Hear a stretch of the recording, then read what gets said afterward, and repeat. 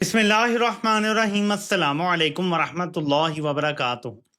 میرے پاکستانیوں، آج ایک اور ریڈ لائن عمران خان کے بزدل دشمن نے کراس کر لی ہے۔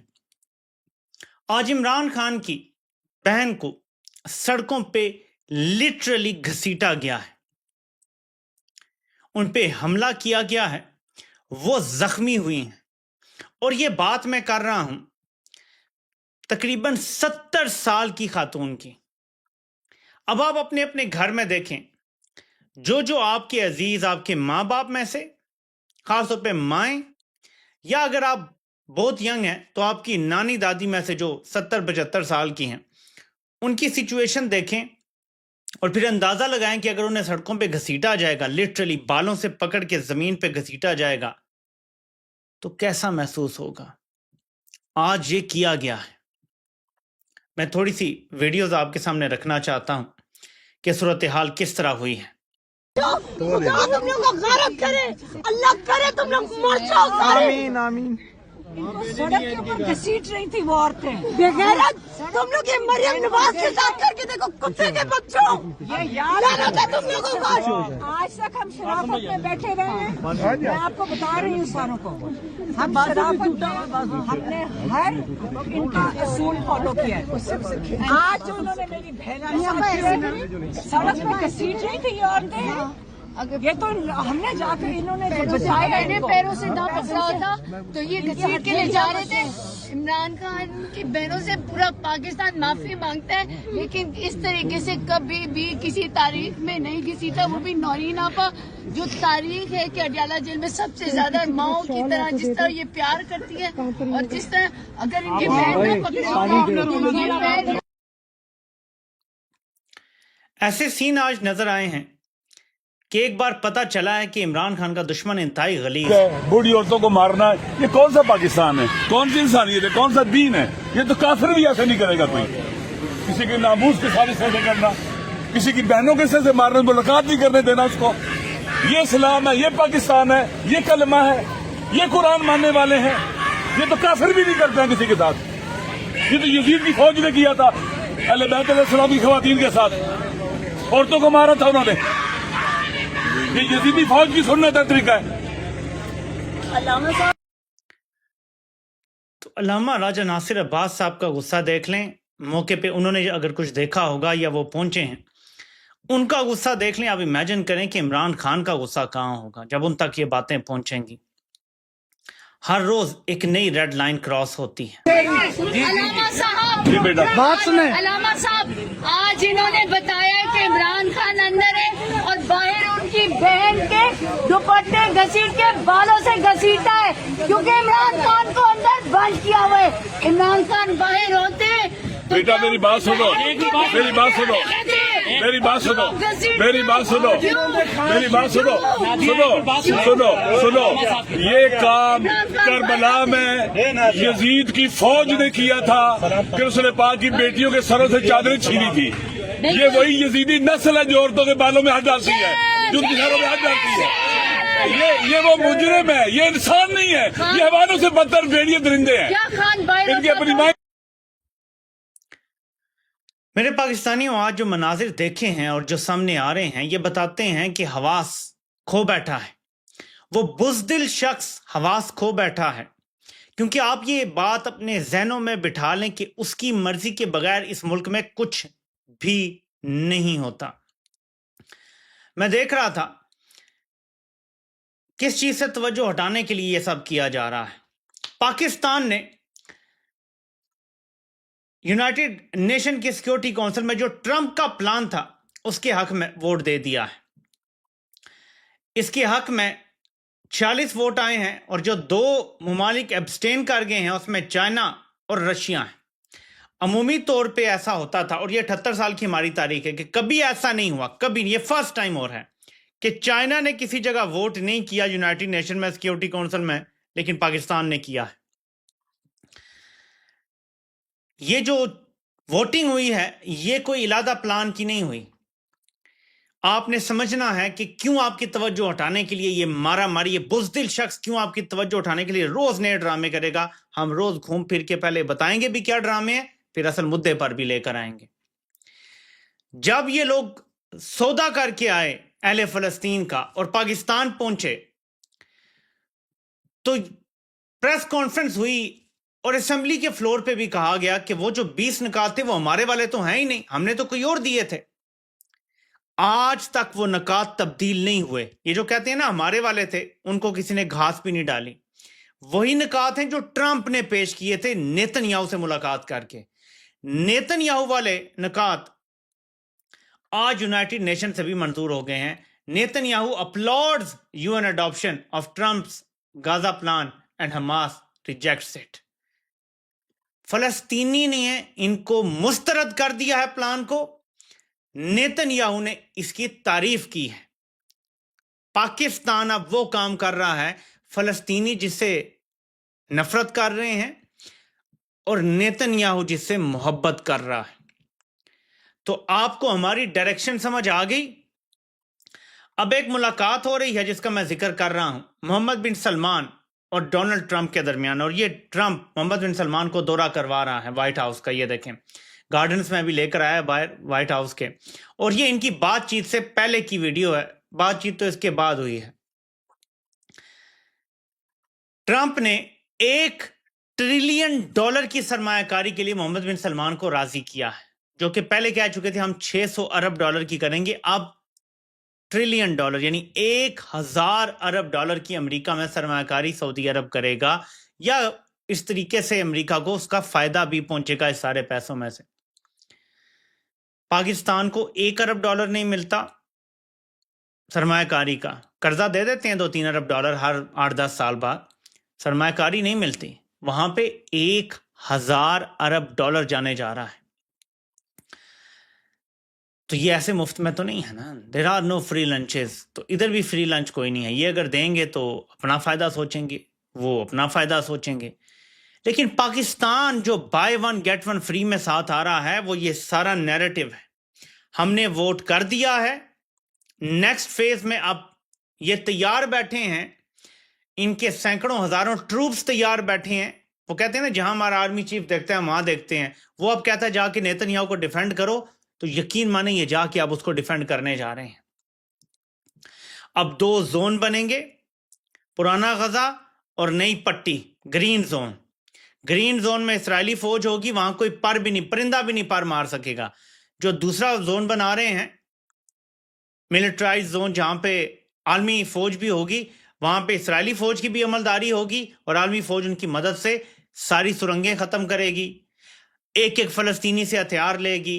किसी के पास एक गोली तक नहीं होनी चाहिए, किसी के पास एक गुलेल तक नहीं होनी चाहिए। और जब सबको मुकम्मल निहत्ता कर दिया जाएगा तो आर्मी फोर्स का काम वहां पे मुझे ऐसा लगता है कि फिर खत्म हो जाएगा, पाया तक मील तक पहुंच जाएगा। और फिर या तो नेतन्याहू ये कहेगा कि अब आप निकलो यहां से, या फिर ये होगा कि दोबारा कार्रवाइयां शुरू हो जाएंगी। और हमें दोनों सूरतों में खबरें ये मिला करेंगी कि वहां पे फलां झड़पें हुई, फलस्तीनियों ने हमला किया और इतने फौजी जो है वो मारे गए। अब हम उन्हें शहीद कहेंगे। आप ही मुझे बता दें कि नेतन्याहू के दिफा में जो हमारे फौजी वहां अगर गए वहां पे और खड़े हुए और वहां पे फलस्तीनी हमला करते हैं इसराइल पे, ठीक है, ये आगे खड़े होते हैं दिफा के लिए, जी हम नहीं जाने देंगे ओवर आवर डेड बॉडी, तुम इसराइल पे हमला नहीं करते, क्योंकि ये जिम्मेदारी है, ये बाकायदा लिखा हुआ है कि इसराइल की तरफ कोई हमला नहीं होगा, ठीक है। अब ये कहेंगे जी ओवर आवर डेड बॉडी, वो कहेंगे जी ठीक है we will go through you. अब जो मरेंगे, मेरा आपसे सवाल है, वो शहीद कहलाएंगे या हलाक होंगे, वासिल जहन्नुम होंगे या शहादत के रुतबे पर फायज होंगे? ये फैसला बहुत आसान है, लेकिन हम ये सुनाएंगे नहीं, ये अल्लाह के करने के फैसले हैं। हम सिर्फ सूरत हाल को एक्सप्लेन कर रहे हैं आपके सामने। तो इन चीजों से तवज्जो हटाने के लिए रोजाना नए ड्रामे हो रहे हैं। अब जब तक इसने फौज भेज नहीं देनी, ये इमरान खान से चाहता नहीं है किसी की मुलाकात हो, उस वक्त तक ये सब कुछ फाइनलाइज करना चाहता है कि ये ना हो ये कोई नैरेटिव बना दे, कोई दबाव क्रिएट कर दे, अवाम को बाहर निकाल दे, कोई माहौल बना दे, तो इमरान खान को मुकम्मल कह दे तन्हाई में डाला हुआ है। आई डोंट नो अंदर क्या हो रहा होगा। इमरान खान को कोई खाना भी मिल रहा है, इमरान खान की कोई सेहत का क्या हाल है, कोई हमें पता तो नहीं है ना, वी डोंट नो एनीथिंग। इसीलिए बहनें परेशान और वो बैठ गई। लेकिन फिर क्या होता है, उनको उठा के प्रिजन मैनों में डाल के ले जाते हैं और फिर ये ہے کہ آپ پر بھی تشدد کیا گیا. ہم وہاں پہ موجود تھے تو ایم پی ایز اور ساتھ میں خواتین اور مرد حضرات کو ایک ہی وین میں ڈالا گیا ہے اور ساتھ میں ایک چھوٹا سا معصوم سا بچہ تھا, اس کو بھی قید 12 سال ابھی اس وقت ہم چکری میں ناظرین موجود ہیں اور آپ دیکھ رہے ہیں کہ یہاں پر حلیم آپا ساتھ میں دیگر ان کی جو بہنیں وہ بھی موجود ہیں. کیا کہیں گے اس وقت آپ نے جو پریزن میں ہے دیگر ورکروں کو, تمام تر اپنے پارٹی کے لوگوں کو؟ دیکھیں میری بہن کے ساتھ کیا نا, چلے ہمارے تو بھی ہمارے ساتھ کیا جو میری بہن کے ساتھ نورین نیازی کے ساتھ کیا ہے, ہمیں تو خود نہیں سمجھ آئی. یہ تو وہاں کھڑی تھی نہ, ہم سائیڈ واک پہ ایک سائیڈ پہ بیٹھے ہوئے تھے, مطلب وہ فٹ پاتھ پہ بیٹھے ہوئے, فٹ پاتھ کے اوپر بیٹھے ہوئے کہ اوپر ان کو کیا مسئلہ تھا. انہوں نے آ کے میری بہن وہاں کھڑی تھی, ہمیں 2 منٹ ہمیں بھی نہیں سمجھ آئی. انہوں نے ان کو گرا کے بالوں سے یہ گھسیٹی جا رہی تھی, ساری پولیس نے ان کو گھیرا ہوا تھا. میری بہن 71 جن کو یہ انہوں نے زمین پہ گھسیٹ کے, وہ عورتیں بھی ان کو تشدد کر رہی تھی اور جو پولیس والے تھے وہ سارے ان کو دیکھ رہے تھے. اب آپ مجھے بتائیں کہ پولیس اپنے پاس سے یہ کام کر سکتی ہے جب تک ہائر اپ کا آرڈر نہ آئے پیچھے سے. اور ہائر اپ آج کل کون ہے؟ اگر اڈیالہ کے کرنل نے آرڈر دیا ہے تو اڈیالہ کے کرنل کو کس نے لگایا ہوا ہے اور وہ کس کی آرڈر مانتا ہے؟ پولیس کے ایس ایچ او نے آرڈر دیا ہے تو وہ آج کل کس کے کہنے پہ چلتا ہے؟ آپ سب جانتے ہیں. تو یہ ان کو پھر دوبارہ چکری کے مقام پہ چھوڑا گیا. وہاں پہ پھر لوگ ظاہر ہے کہ پہنچے اور یہ دیکھا, اور پتہ نہیں اب کتنے لوگوں کو پکڑ کے لے گئے ہیں, گرفتار کیا ہوا ہے. وہاں پہ مینا خان افریدی تھے, شاہد خٹک تھے, ان پر بھی تشدد ہوا ہے. سہیل افریدی کی بھی اس پر ایک پوسٹ بھی آ چکی ہے کہ وہ کافی غصے والی پوسٹ ہے, لیکن میں اب سہیل افریدی سے مخاطب ہوں اگر ان تک یہ بات پہنچے. دیکھیں صورتحال کو آپ سمجھیں, آپ پر بہت بھاری ذمہ داری ہے. آپ نے اپنے گھوڑے تیار کرنے ہیں کیونکہ یہ مزاحمت بہت تگڑی کرنے کا وقت آ گیا. آپ نے جلد بازی میں کوئی نہیں کہنا جی کہ ہم یہ کر دے سا وہ کر دے سا, کوئی نہیں, ابھی نہیں, آپ ٹھنڈے ہو کے بیٹھے. آپ نے تیاری کرنی ہے, پورے صوبے کو آپ نے تیار کرنا ہے, ایک ماحول بنانا ہے کہ ایک گول کی طرف ہم جائیں گے. اس نظام کو گرانا ہے, عمران خان کو رہا کرنا ہے, جو بھی آپ کو بہتر لگے گا وہ آپ کریں گے, لیکن ایک گول دینا ہے آپ نے لوگوں کو. جب آپ موٹیویٹ کر لیں گے, جب آپ ہزاروں لاکھوں لوگوں کو تیار کر لیں گے, تب اب یہ موومنٹ تب ہی ہونی چاہیے جب لاکھوں کی تعداد میں لوگ آپ کے ساتھ چلنے کے لیے تیار. اب لوگوں کو یہ تو پتا ہوگا کہ آپ کسی فون کال پہ لیٹ نہیں جائیں گے, کم از کم یہ لوگوں کو یقین ہونا چاہیے. گنڈا پور نے پہلی دفعہ جب وہ نکلے تو اچھے خاصے لوگ تھے, اگلی بار کم ہوئے, اس سے اگلی بار کم, اور پھر ختم ہو گیا معاملہ.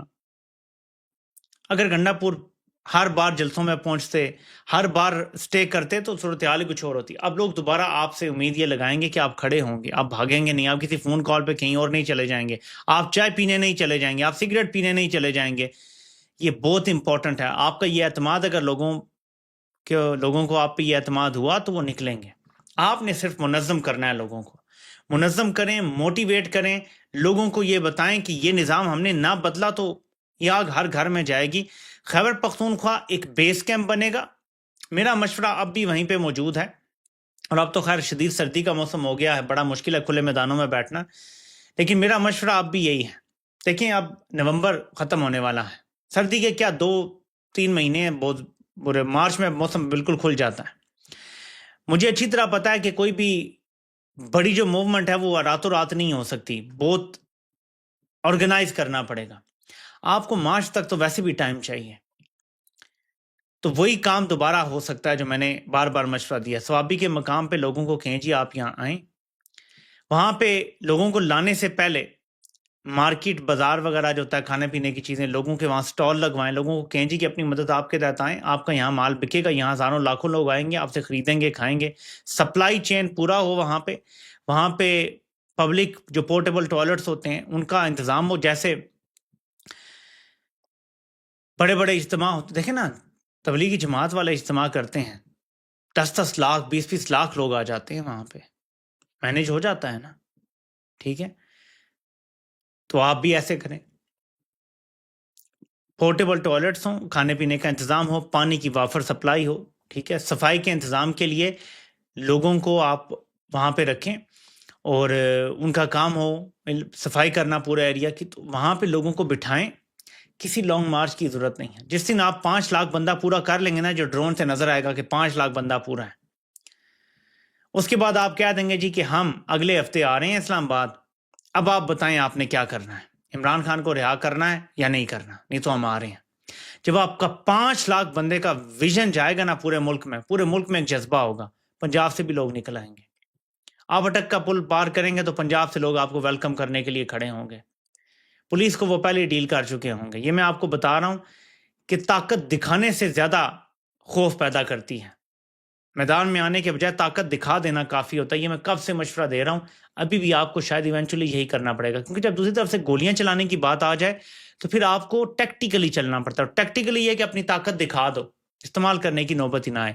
اس کو میں بار بار دہراتا ہوں. بروس لی کی مووی ہے، اس میں وہ کہتا ہے the art of fighting without fighting. شاید سن زون کا یہ کوئی جملہ ہوگا، لیکن بروس لی کے منہ سے میں نے پہلی بار سنا تھا کہ the art of fighting without fighting.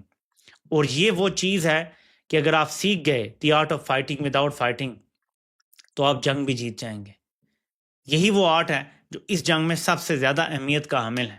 جب ایک طرف بندوق ہو اور ایک طرف نہتے لوگ ہوں تو آپ کو طاقت مختلف طریقے سے شو کرنی ہوتی ہے اور دکھانی ہوتی ہے. اور وہ وقت اب قریب آ گیا ہے، کیونکہ جب ماؤں بہنوں کے اوپر ان کے دوپٹے کھینچنا شروع ہو جائیں، ان کو بالوں سے پکڑ کے ایک 71 ایئر اولڈ خاتون کو سڑکوں پہ گھسیٹا جا رہا ہو. سوچیں نا یہ کیا پیغام ہے. یہ پیغام یہ دیا جا رہا ہے کہ قوم کا لیڈر کہتے ہو تم، دیکھو ہم اس کی بہنوں کے ساتھ کیا کر رہے ہیں. کہاں ہے قوم کا لیڈر ہوتا تو آج اس کی حفاظت کے لیے آ جاتی نا. قوم نہیں آئی. یہ پیغام دیا جا رہا ہے. اس پیغام کا تگڑا جواب آنا چاہیے. کہتے ہیں ٹھنڈی کر کے کھانی چاہیے، تو آپ بھی ٹھنڈا کر کے کھائیں، لیکن اس کا تگڑا جواب آنا چاہیے. بے شک اس کو کچھ ٹائم لگ جائے، لیکن جواب ایسا ہو کہ پھر لگ پتا جائے صاحب کو.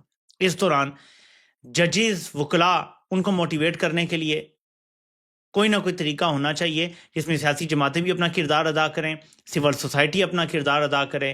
ہم جیسے عام لوگ بولتے رہیں، شاید بولنے سے بھی لوگوں کو سمجھ آ جائے، کچھ غیرت آ جائے کہ یار ہم سب نے کھڑے ہونا ہے بطور نیشن، تب جا کے یہ معاملات حل ہوں گے. یہ بڑی اہم چیز ہے.